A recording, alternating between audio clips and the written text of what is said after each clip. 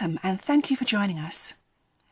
Today's tutorial is all about streamlining your CorelDRAW workspace so that you'll be able to work faster and have more time to concentrate on being creative rather than searching for the right tools to work with. In today's session, we're going to be covering the following topics. Do you want to get a job done quickly? Then having the right tools in the right place is a good start. Let me give you an example. You need to fix something around the house and go to the garage to find a tool. Are you going to find a well-ordered, tidy selection of tools that will let you get the job done fast? Or will you be faced with something like this? I'm sure I had a hammer and a box of nails around here somewhere. So the first thing we'll be taking a look at is streamlining the CorelDRAW workspace. We will also be creating custom workspaces, custom toolbars and key shortcuts to suit your every need.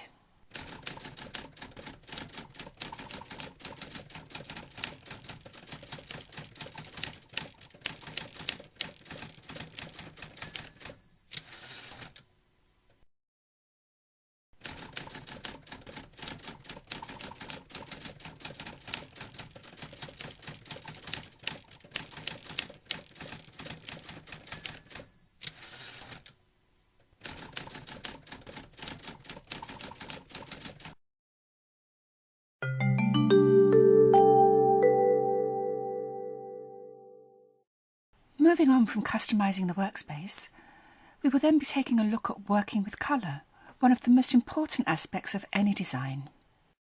Do you need to quickly create designs in different colours for different backgrounds? Or do you need the colours of your graphics to work well with imported images? Working with colour styles, colour harmonies, and creating custom colour palettes from images will let you create harmonious, eye-catching designs in seconds.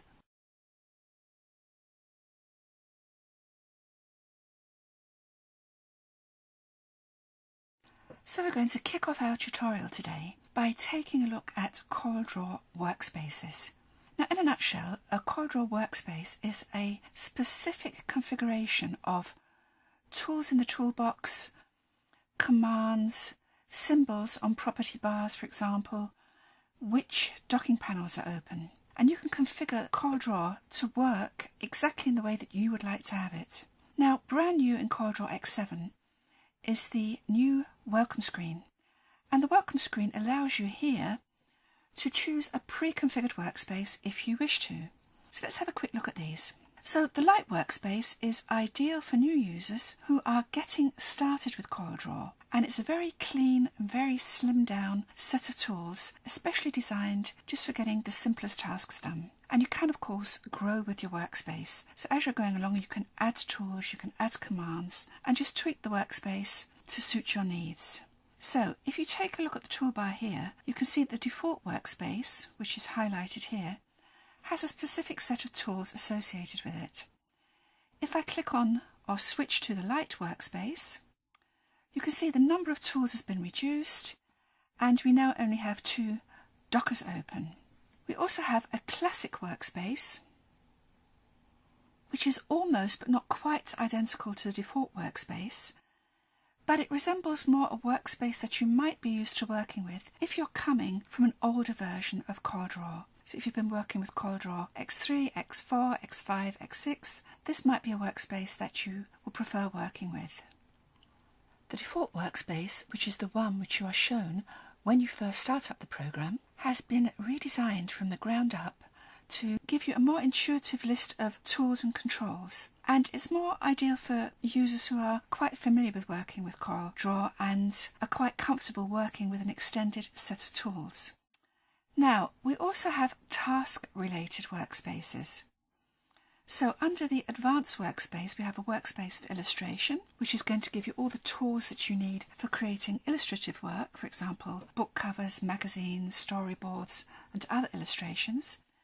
But if you're more into page layout, let's say you're doing brochures, flyers, multi-page documents, then the page layouting tools might be more useful for you. So we've got the arrangement tools, we've got the guidelines, and everything to do with page layout. And finally, if you are used to working with Adobe Illustrator, we've also got a workspace that basically replicates or mimics the look and feel of the Adobe Illustrator workspace. So these are the pre-configured workspaces, but what if you want to create your own customized workspace? So let's just open up a new document and take a look at this.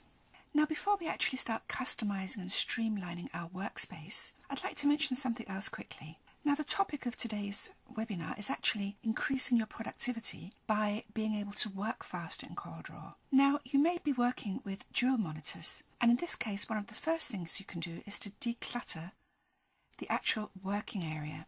Now, if you're working on a design, sometimes you need to zoom in. You've got docking panels here, property bars, toolboxes, and sometimes this can actually distract from the actual design itself.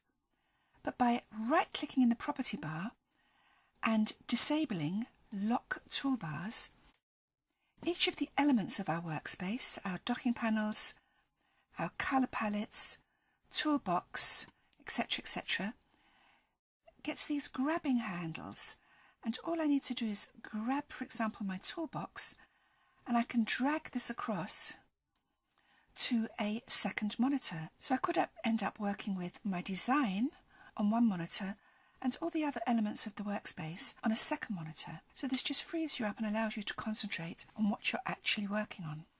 Now, if we look at the toolbox, for example, you can see that certain elements have these small black triangles in the corner, which designates that behind this we have a flyout toolbar. And as we go down the list, you can see there are many, many tools included in the toolbox. But do you really need all of these tools? If you tend to perform specific tasks day in, day out, you're probably going to be working with a specific set of tools. And by just disabling the tools that you don't need, you're going to really free up space and declutter your toolbox, and it will be much easier for you to find a tool that you need when you need it. Now, a method that you could previously use to remove items from your toolbar was to just go up to your toolbox, for example, hold down the Alt key and just drag the element off. And you can see we've now lost our contour tool. And if you wanted to put this back on, you'd need to go up to Tools, Customization, Commands, go and search again for your, let's go back into Toolbox, go and search for your contour tool, and then holding down the Alt key, drag this back in. Here we have our contour again. So that's all a little bit fiddly, and luckily in CorelDRAW X7 what we have now is much, much easier. At the bottom of the toolbox, on the property bar, and also where the dockers are, we now have these quick customize buttons. And a quick customize button is going to give you an overview of all the tools available for you. And all you need to do here is to go through the list and just activate or deactivate the tools that you don't want to use. So if I think that I'm never going to use smart drawing or a 3-point curve, and if I think I'm not going to use 3-point rectangles or ellipses, I can just go down this list, just removing anything I don't wish to use or wish to see in my toolbox. Now, if you take away too many things, or if you've actually dragged stuff off, one just wants to set your toolbar back to the way it was, you've got a Reset Toolbar button.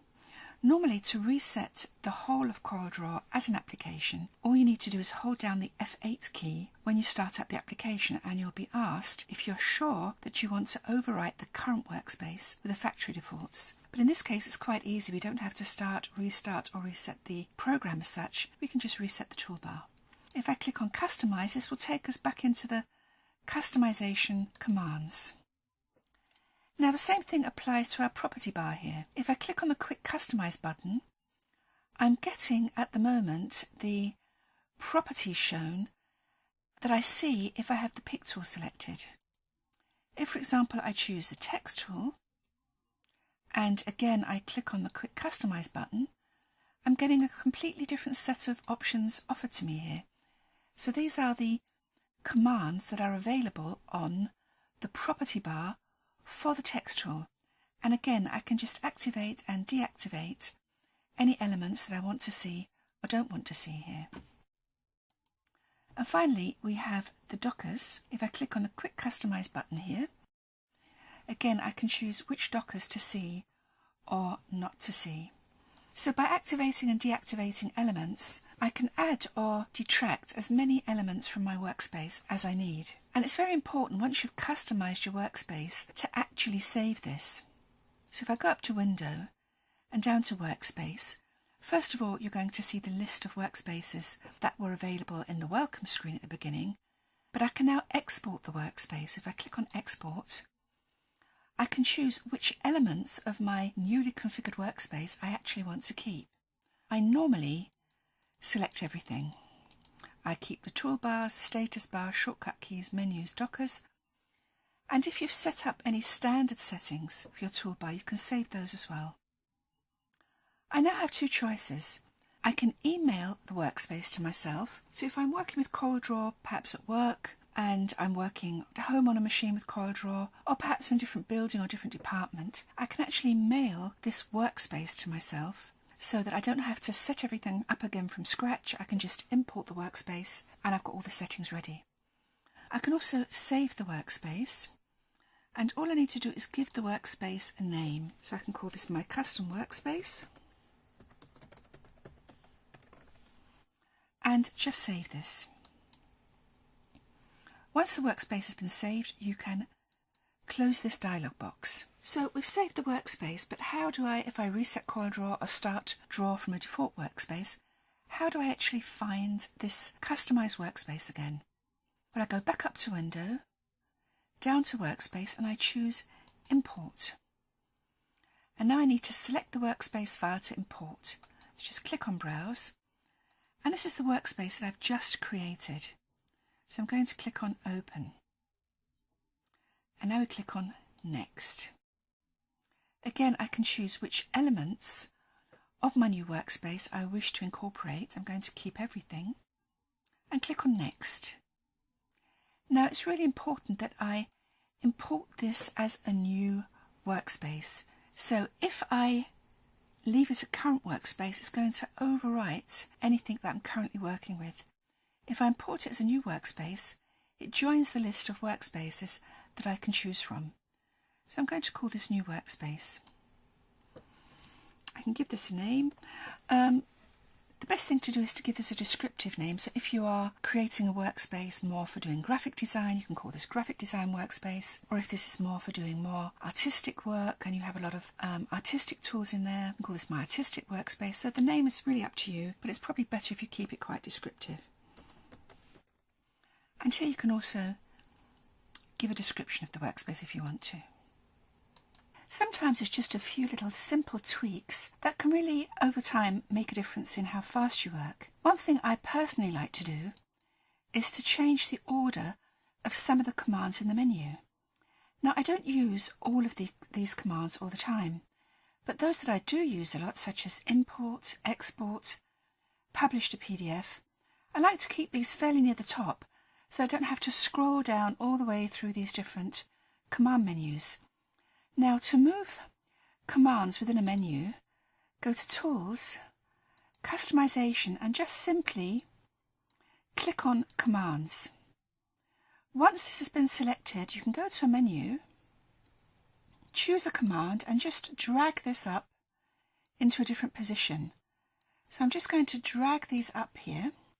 Now, you're not actually seeing anything happen at the moment, but once I say OK, and I go back to the menu, I now have Publish to PDF, Export and Import at the top of my list, together with Open, Open Recent, Close All, etc. And I do find this personally a great time saver. Now there are also many more tools and commands in CorelDRAW than you are actually going to see in your toolbox or under the menus here. If I go back to Customization and I go to Commands, in the File command we have all of these possible options here. Now if you have a command here that is possibly missing from the list as such, have a quiet image here, you can always take any of the commands here and by holding down the Alt key you can drag this and just add this as a separate point to your menu here. Again, if I say OK and go back to File, again I've got, it's not active at the moment, but I have this command now added to my toolbar. To remove it, hold down the Alt key and drag off. Close the menu, reopen it, and the command is now gone again. Now you can add commands to menus, but you can also add them to other places. So back into customization, back into commands. I'm going to hold down the Alt key, and this time I'm going to place it up here on the property bar. And as you can see, if I now click OK, this item will have been added not to a menu but to the property bar. So I hope you're gradually starting to get a feel for just how customizable the CorelDRAW workspace is. You can basically place your commands, add and remove commands, add commands to the toolbox, to property bars, etc. very, very easily, and just save this as a new workspace. Moving on, let's now take a look at command bars, and specifically creating our own command bar. Now you can see that by default not every tool or command bar is visible and active. So we can turn these remaining toolbars on if we wish to, but we can also create a brand new custom toolbar and add our own commands to this. So I'm going to create a new toolbar and call this Import Export. And I'm just going to say OK. And here's my new command bar. Now at the moment we can't really see the title or expand this because I don't actually have any commands on this toolbar. So back into Tools, down to Customization, and now we need to add some commands to this toolbar. And I would like to add Export, Import, Publish to PDF, Save As, and etc, etc. You can add as many commands as you want to. I'm just going to say OK to this. Now I'm just going to resize my new command bar. So because I do a lot of saving, exporting, I can just grab this toolbar and just place this up here in my workspace. Again, when I save my workspace or export it, it's going to save my new toolbars for me. To round off the customization part of our tutorial today, we're going to take a look at working with key shortcuts. Now, many of us are quite visual people. We prefer to use with little coloured icons that we just click on if we need to do something. Some people prefer dropping down a menu, but there's also the third possibility, which is using key shortcuts. And as you can see here, for example, in the File menu, some of the commands have key shortcuts and other commands don't. So how can we create a key shortcut, or better said, assign a key shortcut to a command, or how can we change a key shortcut that's already been assigned? We're going back up to Tools, down to Customization, and we're going to click on Commands. So I've set the drop-down list to show all items, and I'm going to go down to the end of my list here because I want to assign key shortcuts to my zooming options. If I click, for example, on Zoom to Selection and I click on Shortcut Keys, I can see that at the moment there is a key shortcut associated with Zoom to Selection, Shift F2, but I find that quite hard to remember. So I want to assign a new shortcut key, and I'm going to assign Alt S and Assign. If I don't wish to use this one anymore, I can just delete this. Now, to make sure that you're not assigning the same key shortcut to a command that might already use it, you can also tick this box here, Navigate Conflict on Assign, and in that case it will show you the two commands that are associated with that particular shortcut key, and you can decide which one you want to associate it with. So let's just go through and associate a few more. Zoom to Width has no shortcut key assigned to it, so I'm going to go Alt W. Zoom to Height, Alt H, F4 I already know, so I'm just going to leave it like this. Now, if you want to know, or if you want to see a complete list of all commands that already have key shortcuts associated with them, click here on the Shortcut Key tab on View All. And if I can just expand this a little bit. So I'm just going to try and make this readable.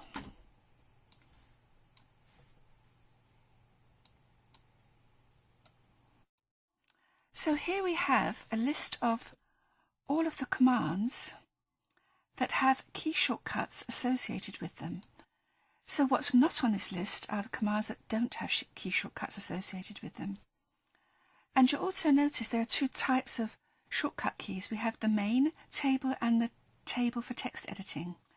And what this means is you can actually use Control B, for example, to alter the brightness, contrast, and intensity.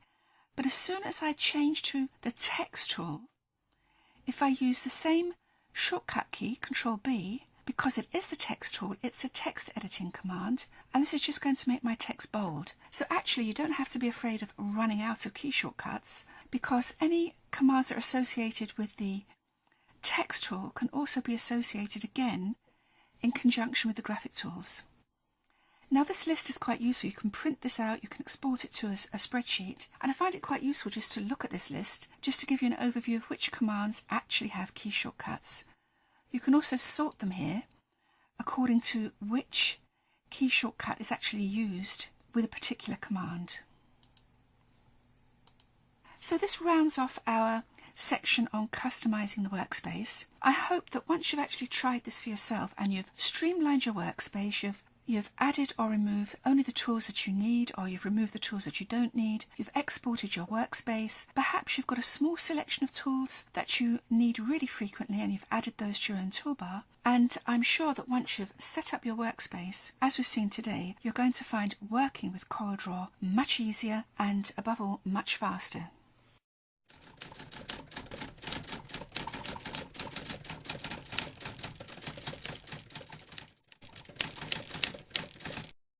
CorelDRAW X7 and Corel Photo Paint X7, the new Font Playground Docker introduces a much easier and much faster way to browse, experiment with, and choose the perfect font. Before CorelDRAW X7, if you wanted to try out different fonts to see if they fit with your design, it was necessary to manually select the object, drop down the font list, and try out different fonts. Or you could create multiple copies of a text object, change the font for each one, and then compare them. But either way was very time consuming. But with the Font Playground, we can now compare multiple fonts within seconds. To open the Font Playground, go up to Text and choose Font Playground.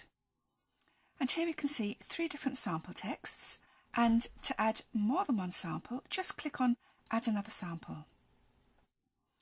The first thing I'm going to do here is change the text to Youth Program. So I'm just going to select the text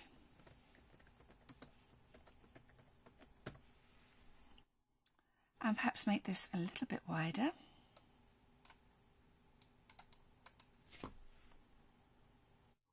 And now we can start changing the text and see which font we actually want to use. So I'm just going to add a couple of fonts here.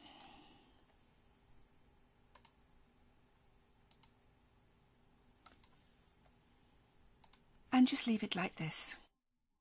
Now we can also change the size of the font display by just adjusting this slider, or by using the increase or decrease icons on either side of the slider bar. We can also choose to view the sample fonts as single lines of text, multiple lines of text, or a list of cascading sizes. So the font I think that I'm going to use here is the Seagull font. And what I can do is I can just drag this into my document. Let's just remove this one here. Let's just place this in the correct position and just resize it. So let's choose a font for this one. And again, I'm just going to delete this, or I can change the text here. And let's choose a different font for this. Let's choose Seago Normal. So I'm just going to remove this and again drag the font in that I want to use.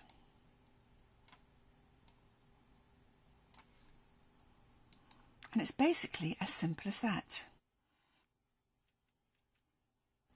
Before we move on from the font playground, there's one other thing that I'd like to show you quickly. Within the font playground, you have access to advanced OpenType features. I have 4 fonts here, they're all OpenType, but if, for example, I click on Seago UI, you can see that apart from the original font, I can also choose from small caps. If I select the Gabriola font and click on the arrow, I have even more stylistic sets to choose from. So working with the font playground not only lets you compare and select fonts quickly, but within the fonts, depending on the font, you can choose different stylistic sets. So let's just choose small caps. So I'm going to remove this text object here, drag this in, just resize it quickly, and change the colour again. And now we're more or less done with the font playground. The font playground allows us to experiment with the various fonts already installed on our system. But what if you are sent a photo of a font by a customer, for example, or you yourself see a font somewhere that you like but which you don't know the name of? This is where What the Font can help you clear up the mystery. Here we have a bitmap image of a font that I would like to use, but I don't know what the font is called or even if I have it on my system. So let's go identify it. Go up to Text and down to What the Font. Make sure that you are zoomed in at a decent level, as if the size is too small, you might get problems when trying to identify it. Drag around the image with the cursor and click inside to capture. If you have an internet connection, you will now be taken to the My Fonts website where a font analysis will take place. Check through to make sure that all the letters have been correctly identified, then continue.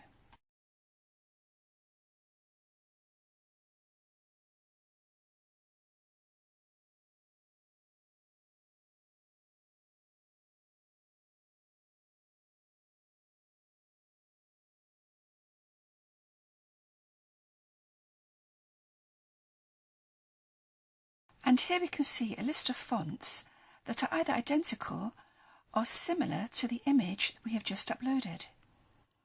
If I'm not sure if I have this font or not on my system, all I have to do is to type in the name in Corel Connect to check. And I'm pretty sure that what we have here is Divine Roman. And here I have opened Corel Connect. CorelDRAW Graphics Suite X7 comes with 1000 OpenType fonts. And as you can see here, I also have the extra content from CorelDRAW X6, also listed here. If I want to include my system font folder in any font searches within Corel Connect, all I have to do is make sure that I check the box for this PC under the folders option, and this will give me a comprehensive search of all available fonts. Let's go ahead and search for Divine. The green checks here and here show me that I actually have some of the Divine family installed, but by right-clicking on a font file, I can actually install the whole Divine family of fonts. And if I later decide that I don't want to use the Divine family of fonts any longer, I just need to right-click and uninstall the font family. What the Font is designed to work with dark text against a light background. In this instance, we have a white text on a magenta background, and if I were to try to use What the Font here, we would get problems trying to identify the font. But there is a way around this. We are going to create a lens that will invert the colours for us. Using the Quick Customize button, I open the lens docker. And with the rectangle selected, I'm going to convert this into an invert colour lens. Now watch what happens. Magic! And now the colours have been inverted and we can go ahead and use What the Font.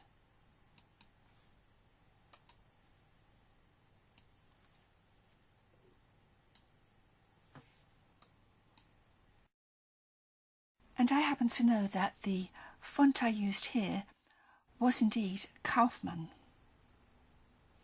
I have here 4 text samples in English, French, German and Portuguese. But I happen to know that we're missing an accent here, we're missing an umlaut here and another accent here. So the quickest way to access special glyphs or characters is to go up to text and to choose the new Insert Character Docker.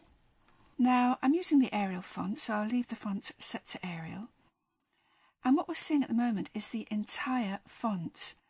But if I scroll all the way down here, I've got many glyphs, many of which I don't actually need to see. So brand new in this version of CorelDRAW, I can actually choose which parts of the fonts that I want to see. So in this case, I only want to look at the Latin script. I don't need any punctuations, numbers, anything like this. I just want the plain letters. So I'm going to go down now and look for those special fonts. So this is the first letter that we need.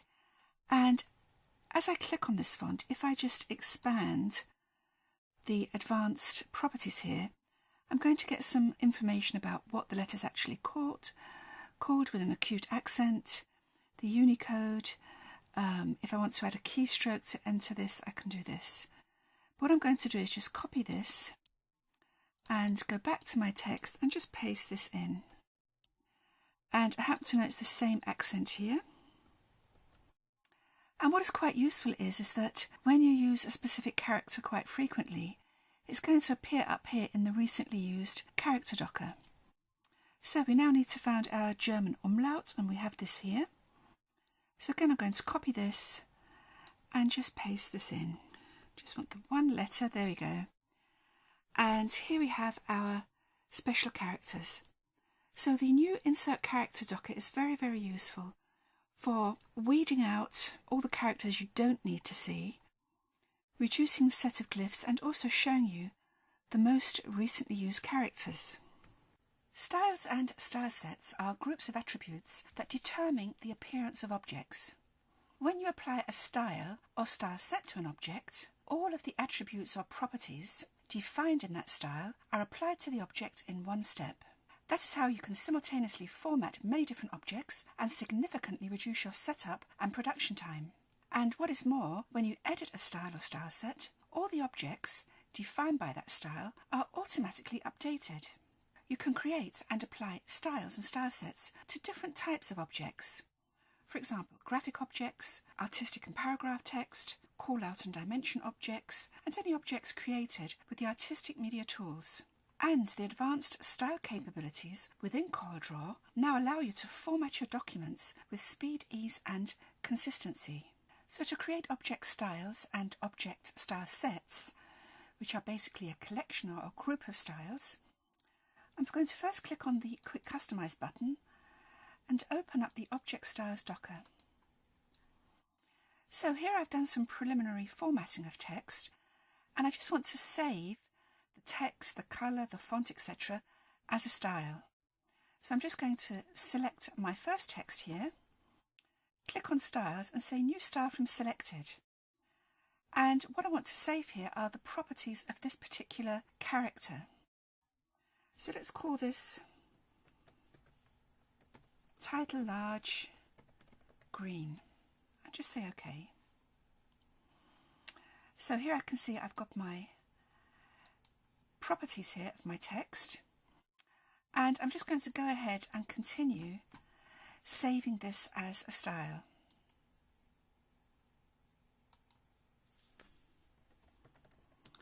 Small title brown.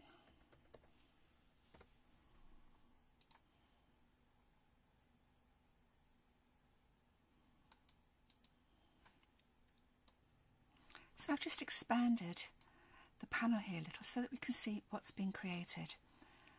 I just went ahead selecting the different objects and saving them as styles. Where I'm just saving a string of text, where I want to keep the properties of the font, so in this case, if I select my large title green, the properties of my text here are my green fill, no outline, font size, etc., etc. But when it comes to the two paragraphs that I have here, I want to save multiple properties. So I want to save not only the font face, the font colour, I also want to save the alignment and the spacing of the text. So instead of saving these two paragraphs as a style, I've saved them as a style set. And this way I'm saving multiple properties. So on page 2 of my document, I also save the text here as a style. So how can we go through using these styles to format our documents? Well, I'm just going to make some quick changes here. So the first thing I'm going to do is select my title here, which is just plain Arial, and selecting my title large green style, I'm going to click on Apply to Selected. And I'm just going to go through using the same styles as we have on page 1 to basically reformat the objects on this page. So let's go for paragraph 1, Apply to Selected. Paragraph 2, Apply to Selected. And now let's just choose these objects here. So I've now basically formatted my text on page 2, similar to the objects on page 1. Now let's quickly go into Page Sorter View. Page Sorter View is going to give us an overview of all the pages in my current document. And here you can see the pages where I've formatted the objects here using specific styles. Now just imagine at the moment this is a 2-page document, but it could also be a 100-page catalogue or a 50-page document. And the beauty of styles or working with styles is that if, for example, I make a decision that I don't really want to use this green as my title colour, I can choose the style, and as soon as I change the properties of this style, let's just change this to red, any object, as you see here, using this particular style is automatically updated, and that holds true whether this is a 1-page document, 2-page document or 100-page document. So let's grab our title small brown and let's change that to blue. And again you can see here that everything's been automatically updated in the document. So if you do have quite complex multi-page documents, working with object styles is really to be recommended, as any changes you need to make throughout a document can be made in seconds. Now what you might also want to do is, once you've taken the trouble to create styles for a particular document, is to export these as a style sheet. So over here we can choose Export Style Sheet. I'm just going to save this in this document here. And you can give this a name and just save this, just export this. And what this means is the next time you need to use exactly those styles for a similar document, perhaps for the same customers, all you need to do is to import your style sheet, and you'll have all the styles waiting for you here to be applied to your various objects.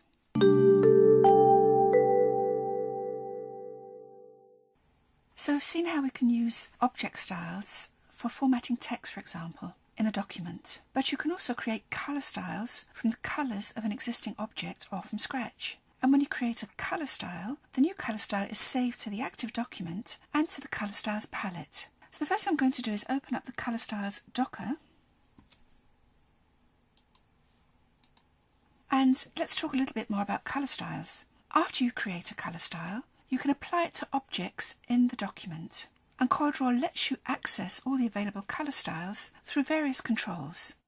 So we have here the Colour Styles Docker, but we can also access colour styles through the Object Styles Docker, the Object Properties Docker and the Colour Styles Palette, and also the Document Palette. And a colour style is automatically added here to your document palette when you apply it to an object. Now a colour style is a single colour that you can apply to an object, but colour styles can also be combined into groups called colour harmonies. And a colour harmony allows you to link colour styles into hue-based relationships and modify them together as a set. And by editing colour styles in a harmony, you can quickly create a variety of alternative colour schemes by shifting all the colours in the colour harmony together. Or you can alter the colour composition of your artwork in one step.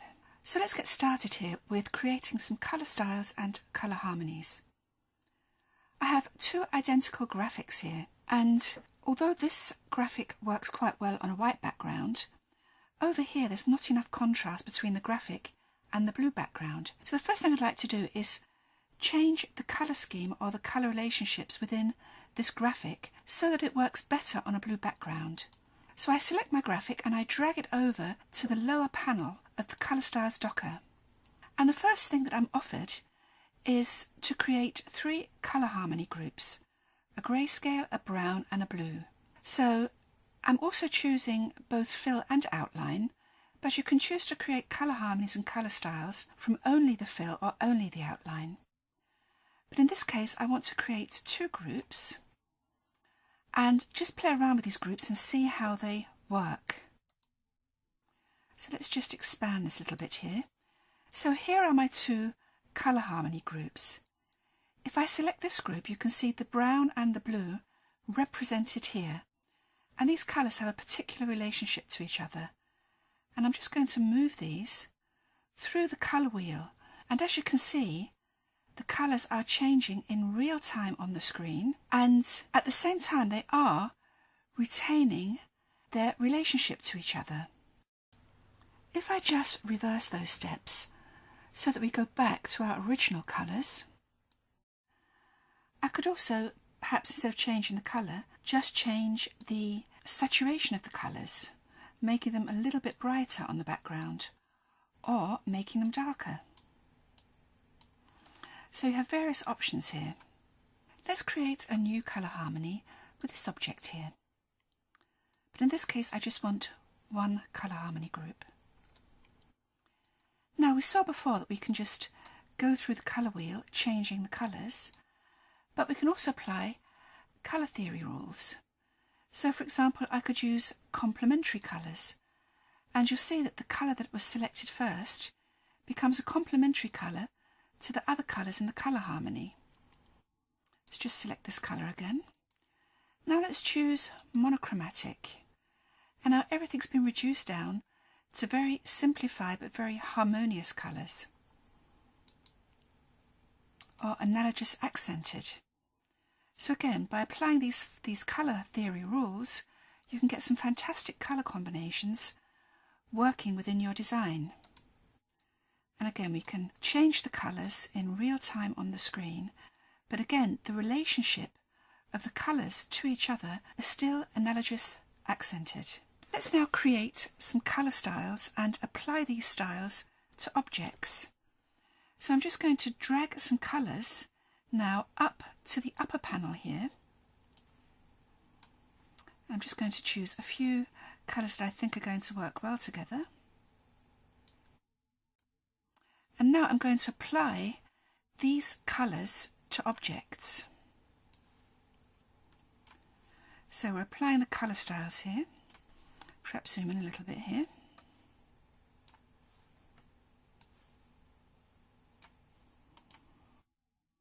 So I've now applied these colour styles to this object, and I'm just going to go ahead now and apply the same colour styles to the object below. Now what happens when we change any of the properties of the colour here that's been applied to an object? Well, as we saw earlier, when we change the properties of a specific object style, every single object that had that style applied to it was automatically updated. And the same thing happens with colour styles. Let me just go into the colour editor and choose this first colour here. By updating the colour style, every object that uses that style is automatically updated throughout the document. Let's just take another colour here. And again, these objects have been instantaneously updated. And again, this is an enormous time saver. If you're working on multi-page documents or complex documents, instead of just picking colours from a colour palette, which have no styles associated with them, by actually working with styles, if you need to change one particular colour throughout a document, all you need to do is change the style and these changes are automatically applied throughout the document.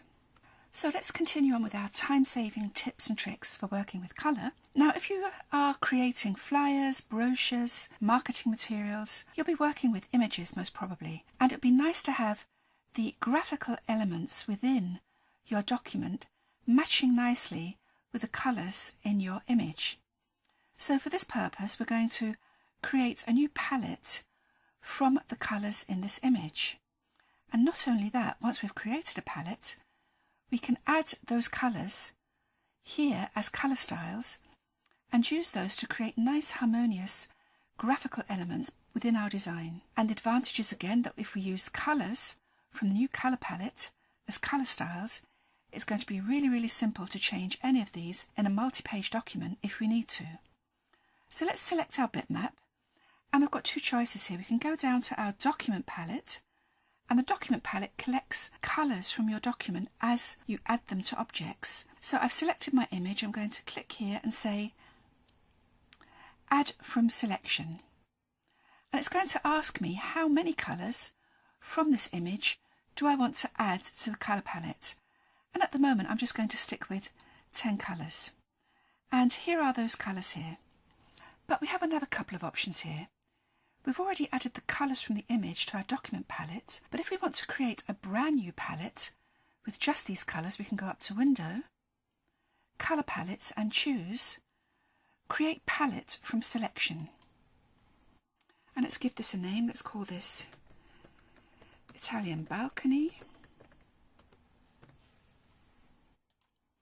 And now again we're asked how many colours we want. Let's choose in this case 25 colours.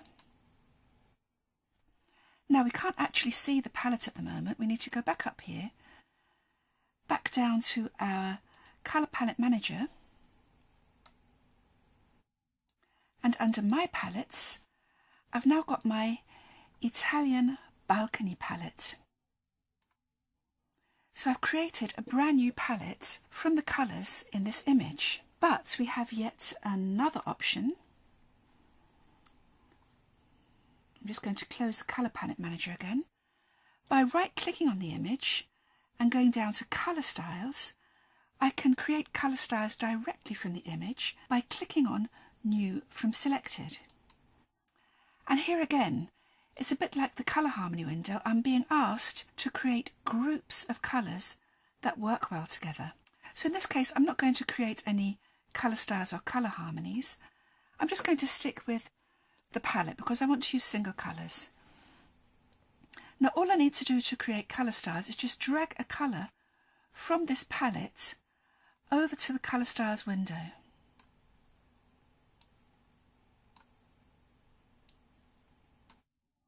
And again, I can apply these colour styles directly to objects throughout my document. And because these colours are derived directly from the image, all of the colours are going to work really well in any design that I'm creating. This concludes our webinar today, and we hope very much that you enjoyed it and that you found a lot of the tips and tricks that I've shown you today useful. Do join us next month for another CorelDRAW webinar, and we'll be looking forward to seeing you then.